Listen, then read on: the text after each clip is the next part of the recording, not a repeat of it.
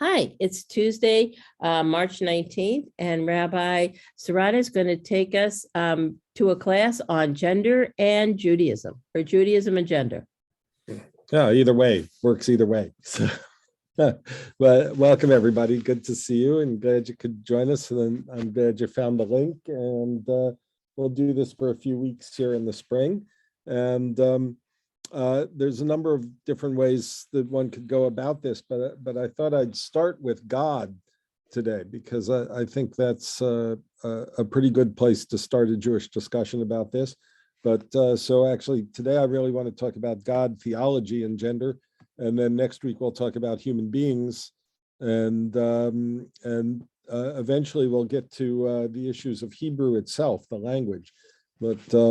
But so starting with God, it's that's a big topic, right? But I want to start with this is what Joseph Campbell, the author and great author on myth and on faith, and this is what he wrote about God.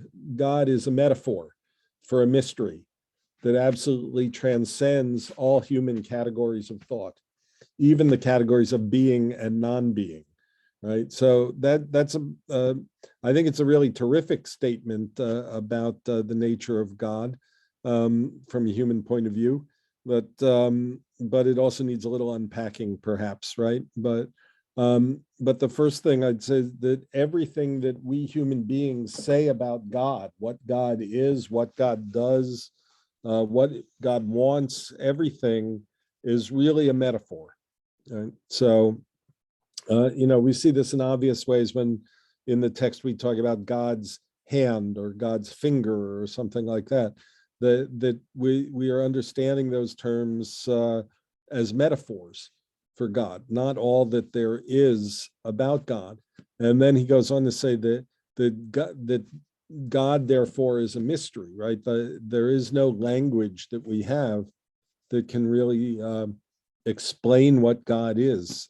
So it's always mysterious, and that it transcends all human categories of thought. So, all theology is written by human beings. Therefore, it is fallible in the sense that all human beings are, right? And that that this idea of God who transcends, and by the way, just notice the particle in there, trans, is worth thinking about as we think about gender, and we'll say more about that as we go, but transcends even the categories of being and non-being. So when we ask a question like, is there a God? Right?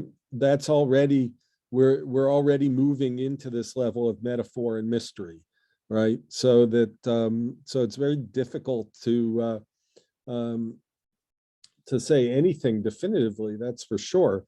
And in fact, that would be theological hubris, right? To say that we know all there is to know about God and everything, is exactly clear. And certainly from a Jewish point of view, it's Judaism has been very tentative about this over the centuries, right? God resists definition, is beyond definition, transcends any definition that we can come up with. Right? So,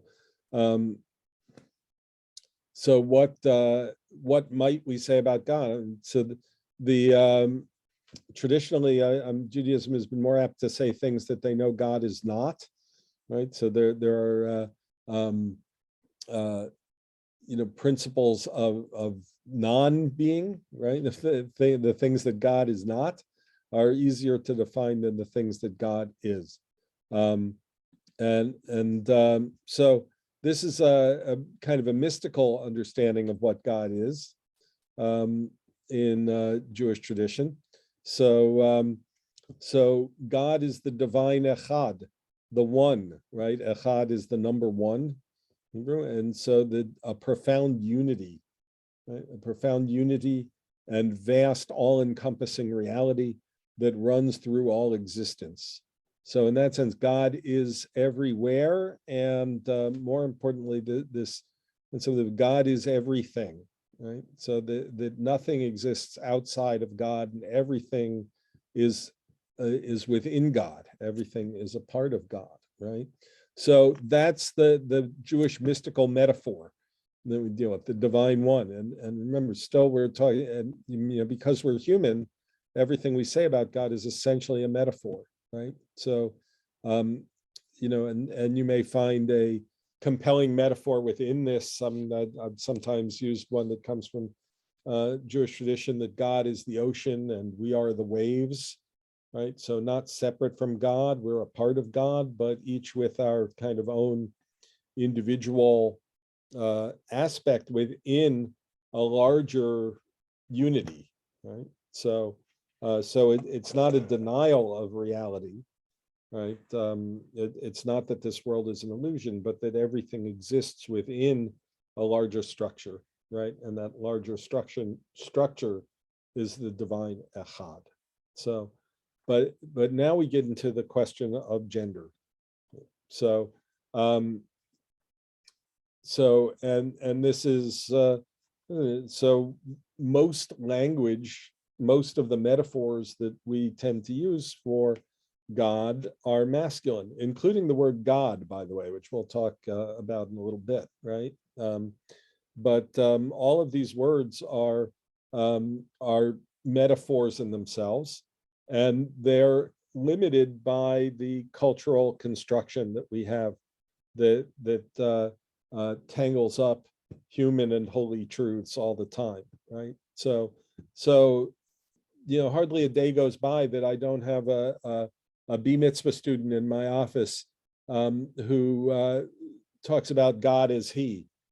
And I'm kind of amazed, actually, that here we are in the 21st century after a couple of generations in Judaism of working to try and take those masculine words out of our God language.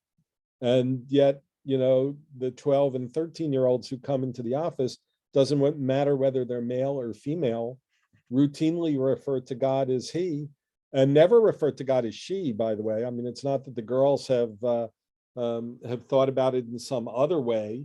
I mean, the truth is that we're still stuck in a paradigm where we think God is male.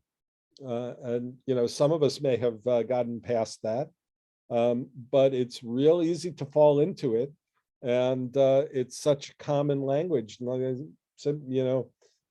Somehow we haven't, as much as the next generation, we talk about how far along a path on being non-binary they are in all sorts of ways, right? When it comes to God, they're still routinely falling into this trap, right?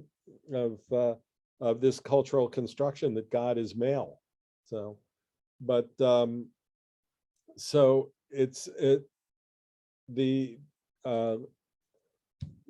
but when we look at our Hebrew terms, see that actually in our tradition in Judaism, we have names for God that are male, and we have names that are female, and we have names that are non-gendered. And I want to suggest to you that we also have some names that are transgendered.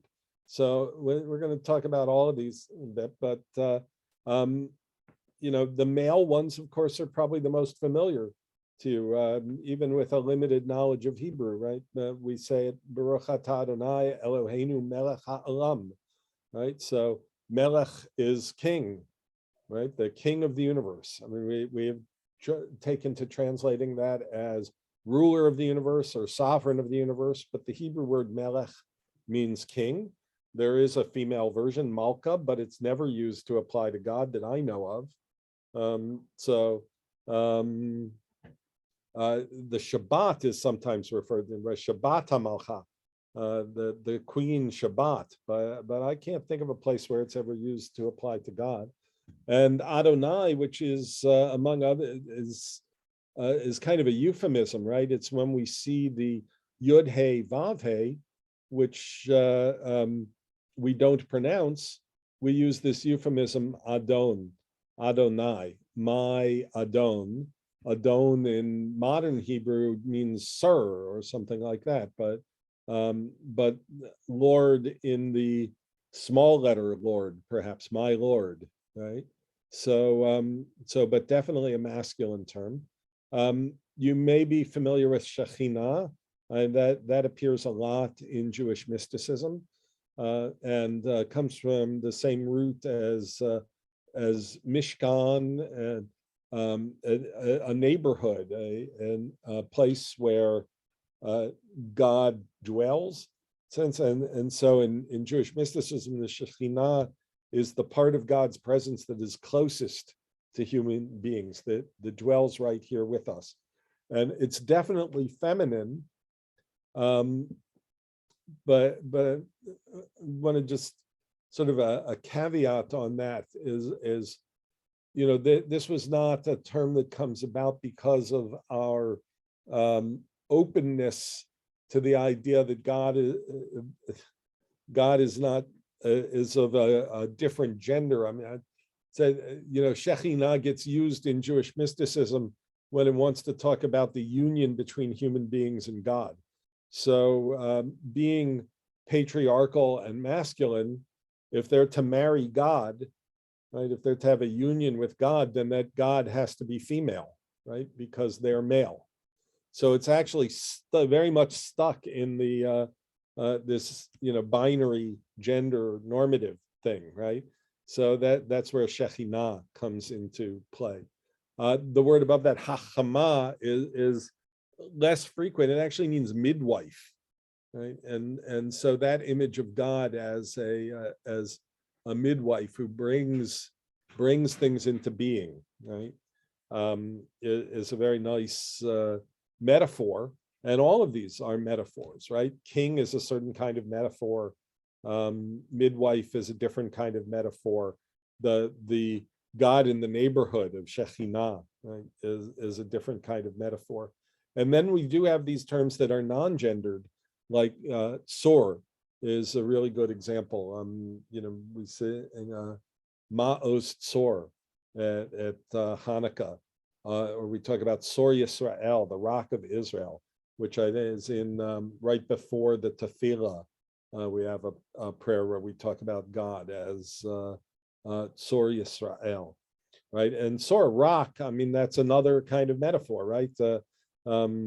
It's something that lasts for a long time. An everlasting God is Sor Yisrael. And Makom, is a name for God in Jewish tradition, particularly when it's used with the article Hamakom. And you probably know from our discussions about who we are, our congregation, Makom is a place, a holy place, right? So Hamakom. And where that usage appears the most in Judaism is in at funerals, actually. I've always liked this a lot. I mean, the thing we're supposed to say to mourners is Hamakom Yenachem Etchem, which is usually translated, may God console you. But it's really interesting that it's this particular name, I think. May the place console you, right? It's the words that traditionally are said at the cemetery to the mourners as they're leaving the cemetery. The community gathers around them. Vanessa just went through this. I mean, it's fresher in her mind than anybody's, And people wrote it on notes, and it's a phrase that I'm familiar with, and it definitely gives you comfort. Right. Yeah. And what I love about it is this idea that it's the metaphor we're using for God here is a metaphor of God in the community, right? God among the people that are there to comfort at the cemetery, at Shiva, wherever. So Hamakom Yenachem Etchem. Now, let me suggest a couple of names of God that are not uncommon in Jewish tradition, but that have aspects that are both male and female. Right. So the first one I'll mention, Av Harachamim, the God of mercy. So it's often translated, right? Av is father. So there's no question about the gender of that word, Av, right?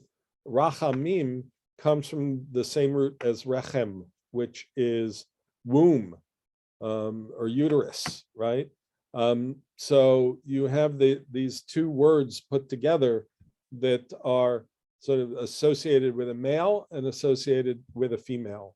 So, so in a sense, Av HaRachamim is Father, Mother, God, if you like. And I would say the same is true of the second one, El Shaddai, which is usually just translated in our Bibles as Almighty. But El is one of the names of God, one of it kind of is a particle sometimes, so it'll appear in names like Yisrael, right? The one who is upright with God. Or what else? Ya'el, two different God particles for a female name in the Bible, right? So, but El by itself is a masculine name for God. Shaddai is the Hebrew word for breasts. So I think there's some of us have talked about this in Torah study over the years, but the translation of El Shaddai in some of the translations, or the notes on the translations, are mountain God, right? You know, and but that's not the Hebrew word for mountain. I mean, it's, you know, so it's a mountain only in the sense that a man looking at a mountain might see a breast, which I think, you know, I'm a man, that happens. What can I say? Right? But El Shaddai, what strikes me about it is that it's masculine and feminine in juxtaposition here. So that we have some of these names for God. So we have names that are male, names that are female, names that are non-gendered, and then I would argue we have names that are transgendered, right? That are across gender, that where we refer to God as male and female.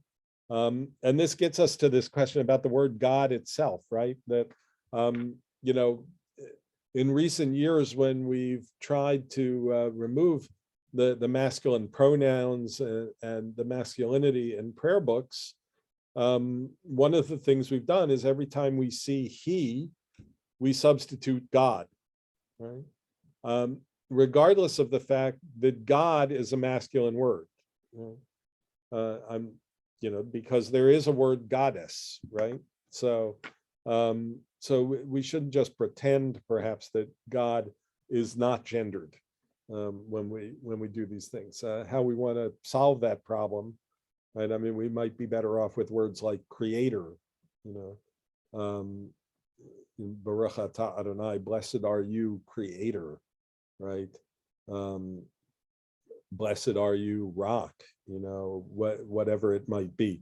And so, so different non-gendered words that could actually work, you know, in these translations, but we shouldn't perhaps just pretend that that there is no word goddess, right? And that every time we say God, we're not actually using a masculine term. Right?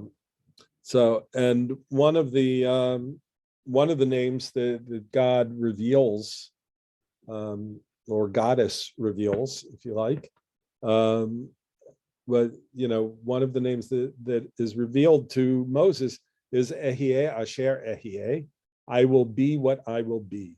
And I've never understood why this is often translated as I am what I am, because I think that's the opposite of what this name means. I mean, this is a future tense verb. I will be what I will be. It's not God saying to Moses, I am what I am, and that's it. That's what I'll always be. And I'm an unchanging, you know, God. That's just the opposite of what God says. God says, I am in the process of becoming. I will be what I will be. I will be becoming who I am always, right? And I think when we, you know, when we start talking about human beings in regard to this, we're going to start talking about what it means to be made in the image of God.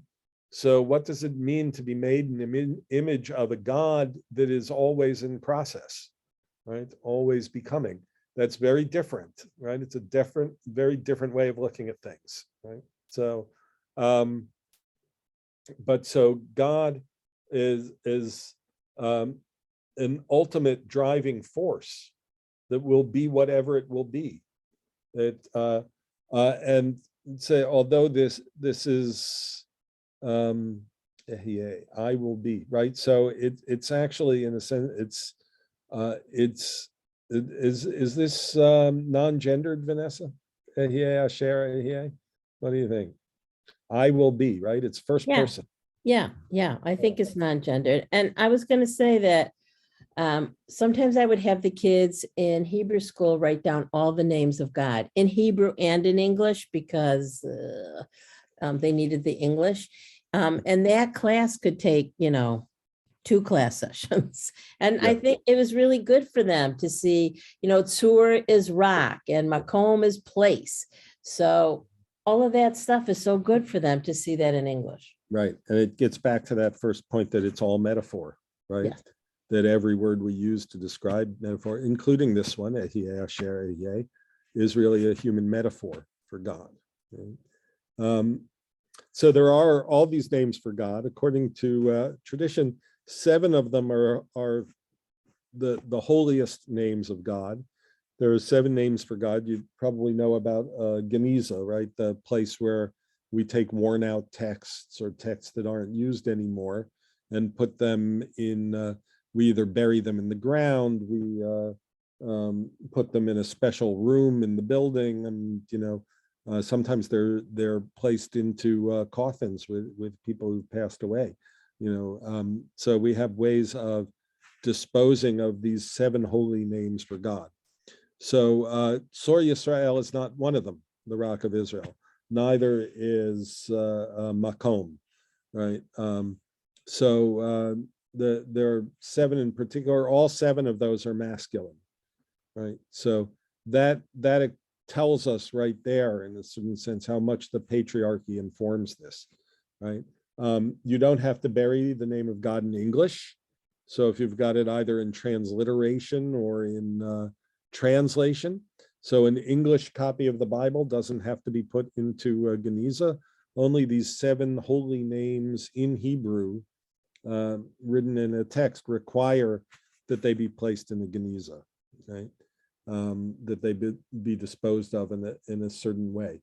But for our, and I'm happy to answer any questions about that, but for our purposes today, what I want you to note is that all 7 of those names are masculine, right? And that tells us that we are scarred by the patriarchy, right? That we don't consider any of the female names as being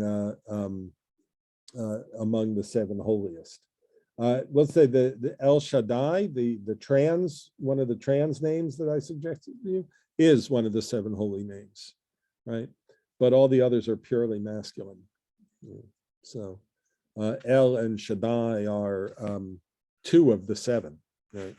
So one is masculine and one is, Shaddai is not so clear, but it is one of the 7.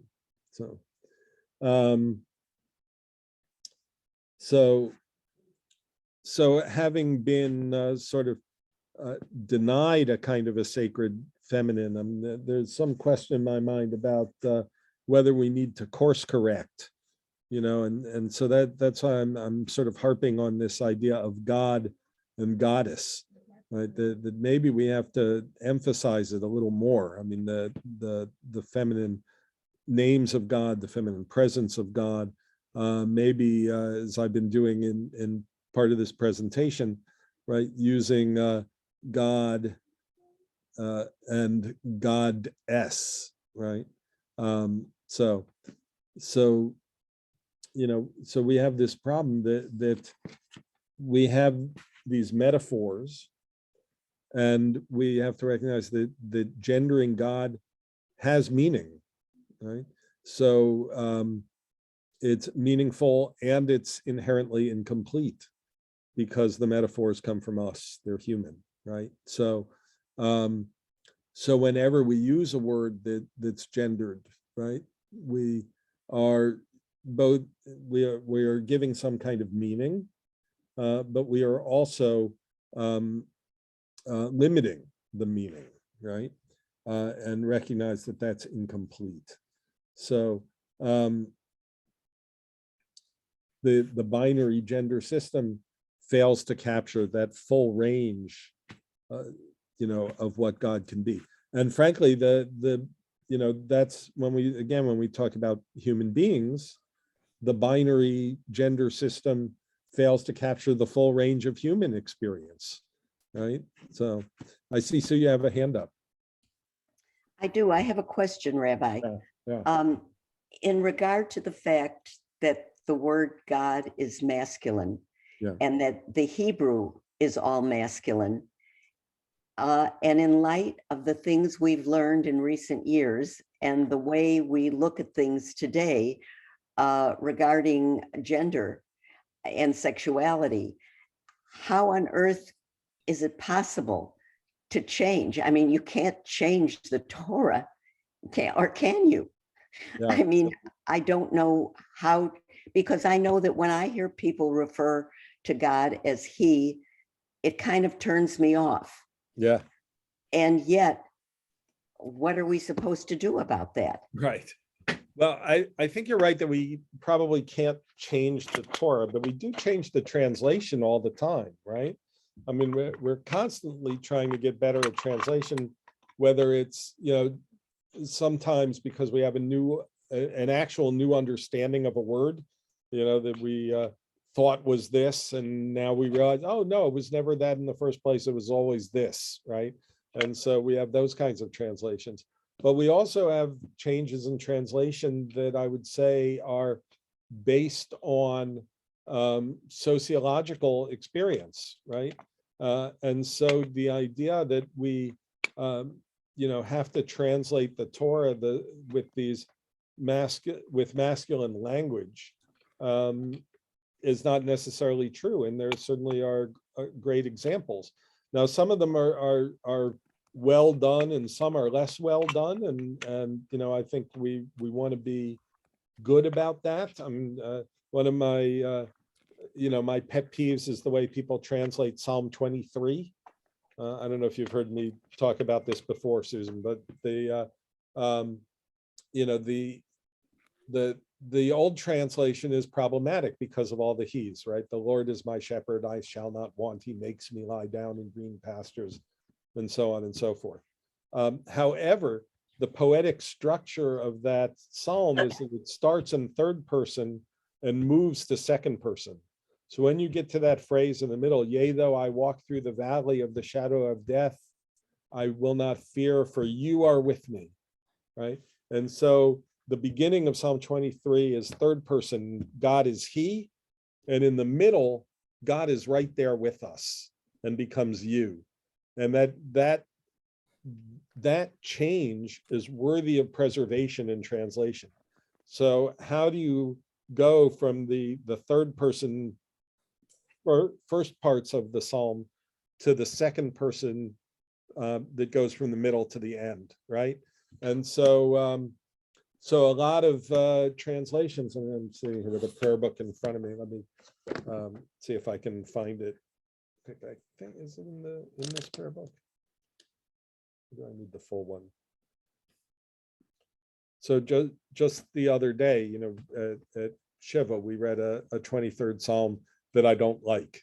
I don't like the old one, and I don't like the translation that's in the Mishkan Tefillah, our latest prayer book. Let me grab one. It's over on the side here. And of course, everyone knows the old one, because Right. I think, especially certain generation, you had to memorize it, whether it's Sunday school or wherever.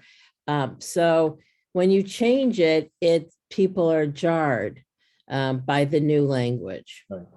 And sometimes I like to, I think when we say the same thing over and over the same way, sometimes it's worthy of let's make it strange, So one of the things, some of you have been around maybe when we've read the Hafta, and I say, let's put it into first person, rather than you shall love Adonai your God, which is a command to us, make it first person. I will love Adonai my God. And so taking something familiar and making it a little strange is not necessarily a bad thing. That's interesting. Where did I find Psalm 23 the other night? Also, I thought Neil had a great comment. Isn't the metaphor of a goddess usually used in pagan religions? Well, yes, but so are the gods, right?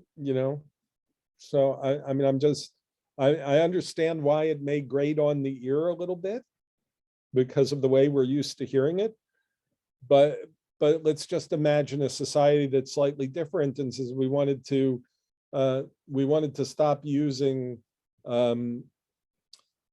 she as the exclusive name for God, and so we're saying goddess instead, right? I mean, you can see that it's an inconsistent position, in a sense, to take. We want to get rid of he, and we're replacing it with God, which is also masculine, right? If the shoe was on the other foot, and we wanted to replace she with goddess, because of the way our language has evolved in a patriarchal society, we hear that why that would be a problem, right?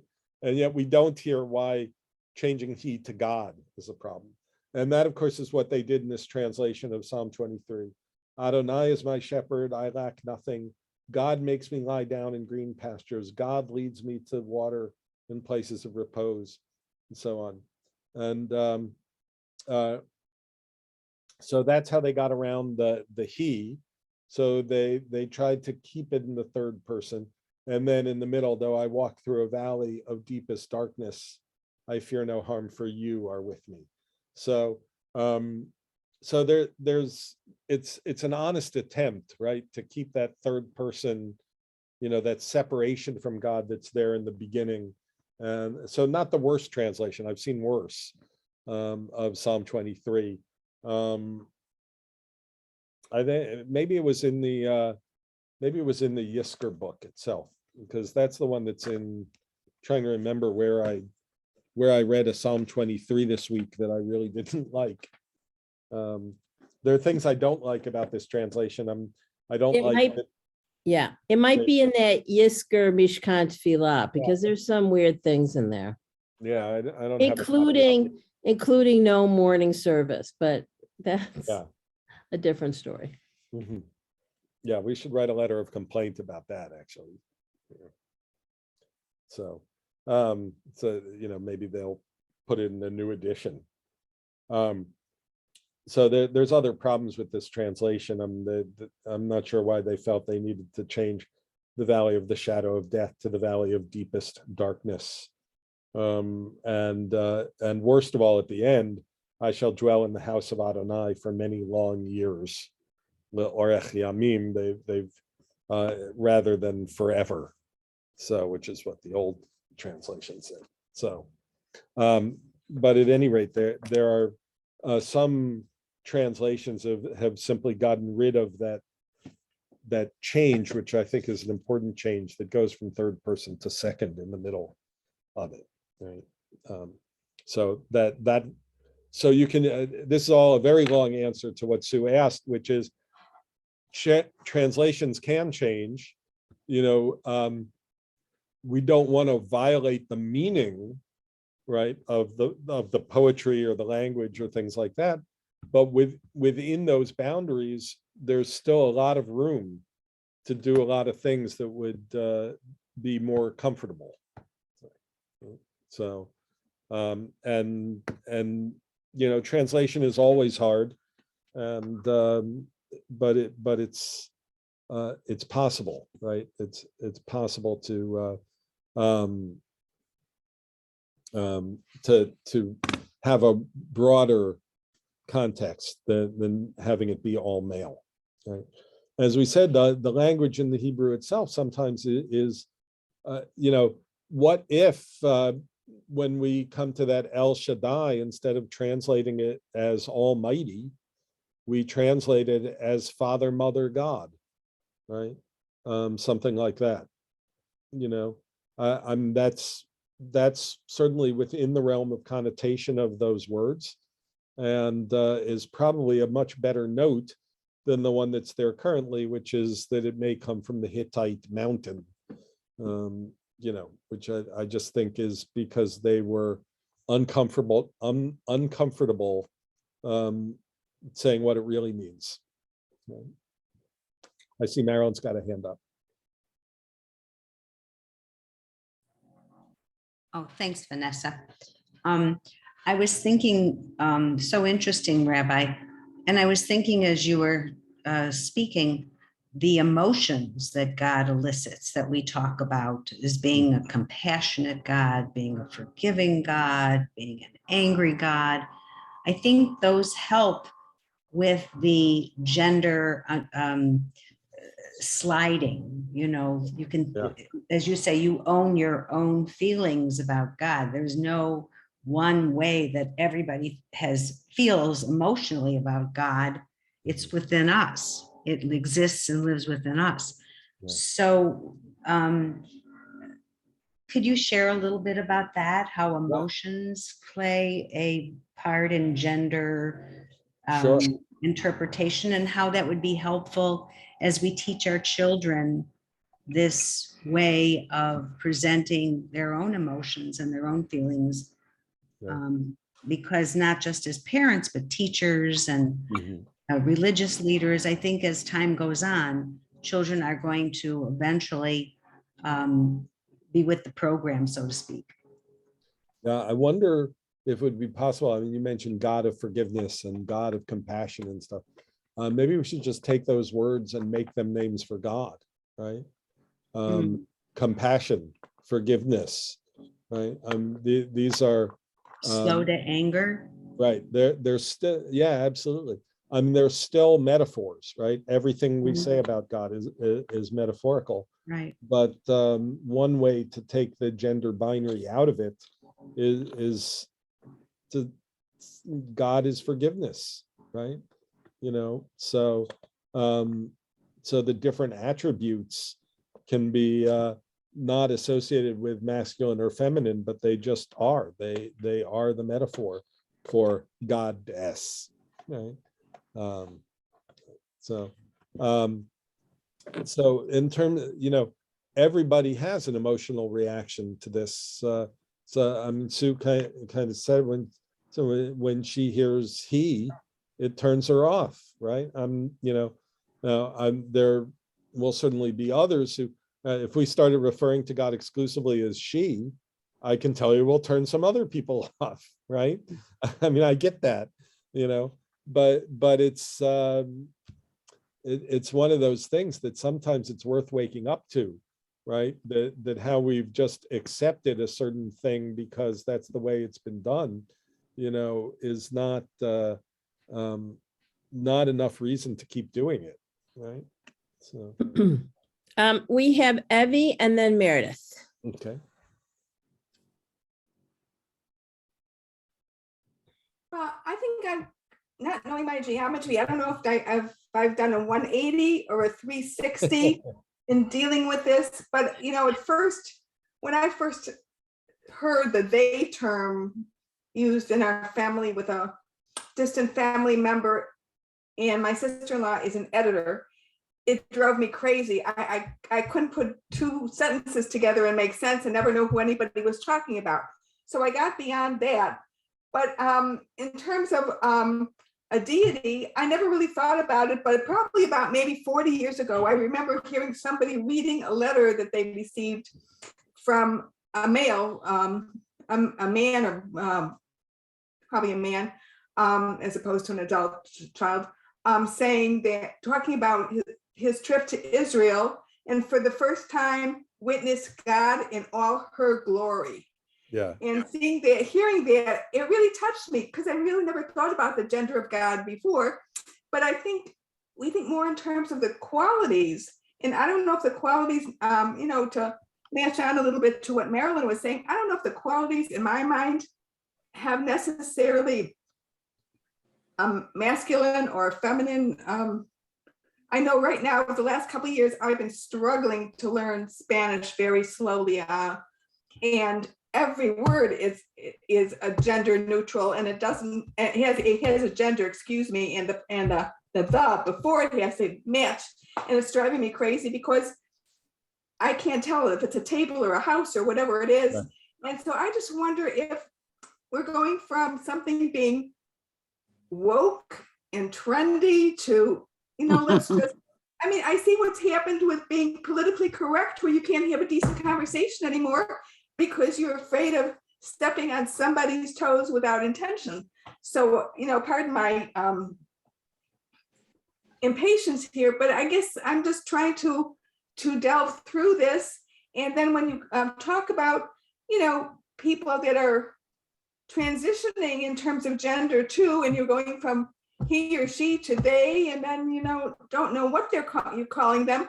And then with something as simple as God, to me, it's just too much. I mean, I'd say, that's why I sort of like the qualities of whatever gender we in our own minds, if we do see a gender, let it be. Yeah. So I don't think we're just doing something that's trendy, actually. I mean, I think there's more to it. There's something deeper than that. We're actually reclaiming some things from tradition that are there, that that we just allowed to not be visible, right? So even if you the beginning chapter of the Torah, we have Elohim bara, right? A plural form that takes a singular verb, right? So when you talk about grammar and they and how that is changing in our present moment, you can say, well, look, there's a precedent for this that goes all the way back. There's also, by the way, routinely the word in Hebrew he, which means she, appears in Torah, and we pronounce it as who every time it appears, which means he. So we've taken a language that is actually clearly much more, I don't mean this in a negative tone, but much more confused, and made it very straightforward, right? And that's kind of what we're dealing with when we're dealing with this binary sense that it's this or that, and it can't be anything else, right? I mean, it's that it's we have this tendency, we want to make it clear and simple, but the text is not clear and simple, right? The text sometimes has singular verbs and plural pronouns and vice versa, right? So and this can be a very meaningful thing to explicate in the Torah, right? So we just have to remember, one of the axioms of Torah study we say over and over is translation is always commentary, right? So who's translating and when makes a difference, right? And so I think it's more than just training. Now, whether or not they as a singular pronoun, catches on and becomes the way we talk about people, we can't answer that question. That there are some people who think we should have a different pronoun, and so there's different possibilities that are out there.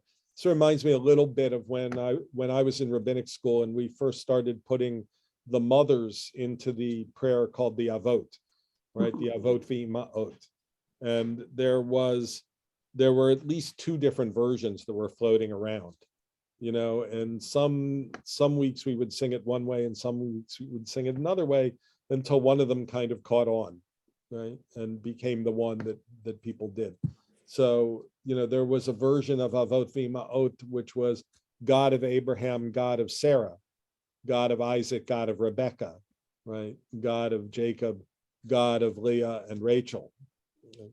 And that eventually gave way to the one that was God of Abraham, God of Isaac, God of Jacob, then God of Sarah, God of Rebecca, God of Rachel, God of Leah, right? And the order, in the most recent prayer book, they changed the order of Rachel and Leah as it was commonly being sung, right? So these things do change, and eventually something catches on, and so it may be that they as a singular pronoun will catch on. It may be that it won't, and that something else will take its place. But I don't think it's just being trendy. I think it goes beyond that. Meredith. I was just going to say that when I was probably 2 years old and my mother taught me the very first bedtime prayer that I ever learned, it was, Father, Mother, God, guiding me, guard me while I sleep, guide my little feet to thee. So the very first prayer I ever learned in my whole life was Father, Mother, God. Yeah, that's great. It's great. And I think, I think instinctively we can relate to that in a lot of ways, right? And so this idea that God is just one of us is not enough. It's a good metaphor, right? Particularly, within Christianity, that's a really important metaphor, an incarnated God, right? But in Judaism, we don't have that. But still, the idea of a God that is close is very much a part of Judaism, right? But to reduce God to any one of those images is the problem. So we'll get to more of that next week. I see Marilyn's got her hand up again, and then we'll close up for the day, I think. Thank you. I was wondering, where are the Hasidic in this? Where are they in this gender situation right now? So on one level, I'd say the Hasidim really have popularized the term Shekhinah, right? The feminine presence of God really comes to us more through Hasidism than probably anywhere else, and Kabbalah, mysticism, and Hasidism. But I said that as I was alluding to earlier, I think their use of the feminine presence of God is actually a kind of a homophobic sort of usage, right? I mean, they use the feminine presence of God because they want this mystical interaction with God, akin to marriage, right? Or akin to sex, either one. So this union of the finite and the infinite, and so as men, they can't possibly marry a male god, so they use the term Shekhinah. So on the one hand, it comes through them as a kind of I would call it a homophobic usage, but by making it popular, it's become the most well-known term, certainly the most well-known feminine name for God in Judaism, and has become sort of the name of choice in feminist theology. Right? So to look back and realize that in our history and tradition, we do have a sacred feminine, right? And so it probably will depend on who you ask within a Hasidic, or a mystical community, but it's I'd say the name has actually transcended its usage, right? It's gone beyond where it came from. Thank you. Sure. All right, so just got to mention Moses's last speech in the book of Deuteronomy in chapter 32, where in the course of a few verses, God is a rock, a father, a mother, a birth giver, a warrior, right? All in the space of a few verses in chapter 32. So you see these metaphors close together in the text, and a really beautiful and image of how human beings try to understand God through not just one metaphor, but through a series of metaphors.